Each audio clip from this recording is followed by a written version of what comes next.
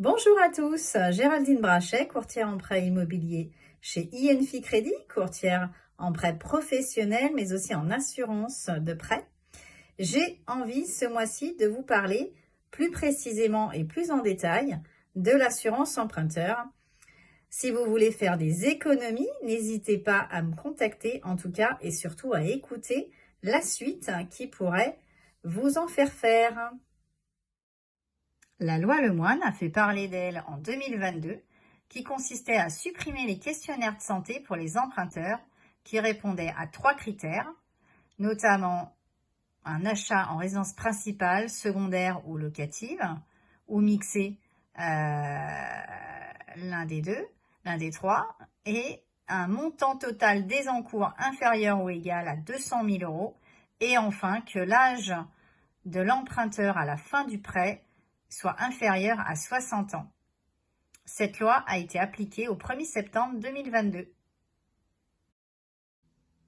Voyons maintenant comment une assurance est calculée. Vous avez 2 modes de calcul.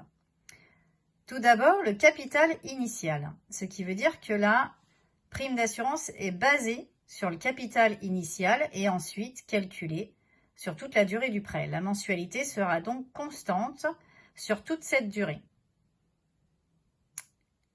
Un deuxième mode de calcul, c'est de se baser sur le capital restant dû. La mensualité sera donc dégressive du plus haut au plus bas puisque le capital lui-même diminue en remboursant le capital mensuellement. Certaines primes d'assurance, même si elles sont calculées sur le CRD, formeront une courbe de progression pour redescendre ensuite, car elles prendront en compte les paramètres de l'âge et du sexe pour le calcul de la mensualité. Cette assurance est donc non constante et diffère tous les mois.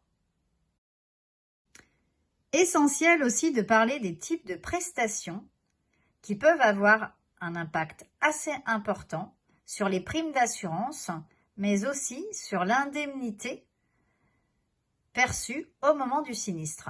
Vous avez 2 types de prestations, la prestation indemnitaire et prestation forfaitaire. La prestation indemnitaire, qu'est-ce que cela? C'est donc l'assurance qui agit comme un moyen de compenser une perte, matériel, invalidité, décès accidentel. L'assuré est indemnisé en fonction de la nature du sinistre, ce qui signifie qu'une expertise peut être requise pour déterminer le montant du dédommagement. En résumé, la prestation d'indemnisation est calculée en fonction du préjudice subi. Dans le cas qui nous intéresse, l'assurance emprunteur, c'est un complément de la perte du revenu. Tandis que la prestation forfaitaire se base sur un capital au moment préétabli versé lors d'un sinistre.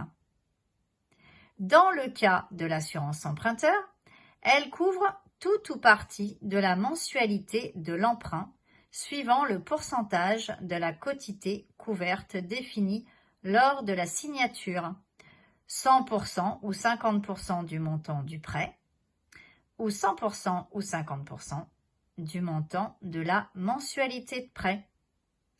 Tout ceci est différent et donc il faut bien réfléchir lorsqu'on contracte une assurance. N'oublions pas la franchise. Vous avez des délais de franchise de 90 jours en général avant que l'assurance puisse être appelée. Donc au bout du 4e mois, vous pouvez téléphoner à votre assurance pour faire marcher la couverture. Elle peut être réduite à 30 jours pour les non-salariés, ce qui n'est pas négligeable au niveau du coût, mais aussi au niveau de la couverture.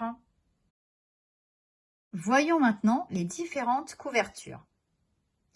La personne qui contracte une assurance doit effectivement regarder si elle est couverte à 100% sur les différentes garanties. Quelles sont-elles? Vous avez la garantie décès, que tout le monde connaît, la garantie perte totale irréversible d'autonomie, quand la personne a besoin d'une tierce personne pour subvenir à ses besoins, primaire, vous avez la garantie incapacité temporaire totale, qui est donc l'arrêt de travail, la garantie invalidité permanente totale, qui est une invalidité supérieure à 66%, la garantie invalidité permanente partielle, qui est une couverture entre 33% et 66% d'invalidité, la garantie perte d'emploi, la garantie aussi sur les maladies non objectives, qui sont les affections dorsales avec ou sans condition d'hospitalisation ou d'intervention chirurgicale, et les affections psychiatriques avec ou sans condition d'hospitalisation. Voyons maintenant un exemple concret plutôt sympa. Vous avez à gauche l'assurance bancaire et à droite la délégation d'assurance faite par Mes Soins.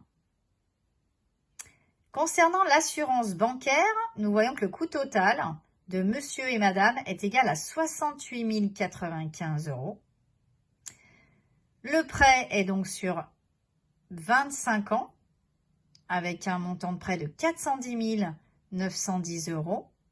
La prime d'assurance est de 377,35 €, qui est assez élevée. La quotité des assurés est de 100% chacun.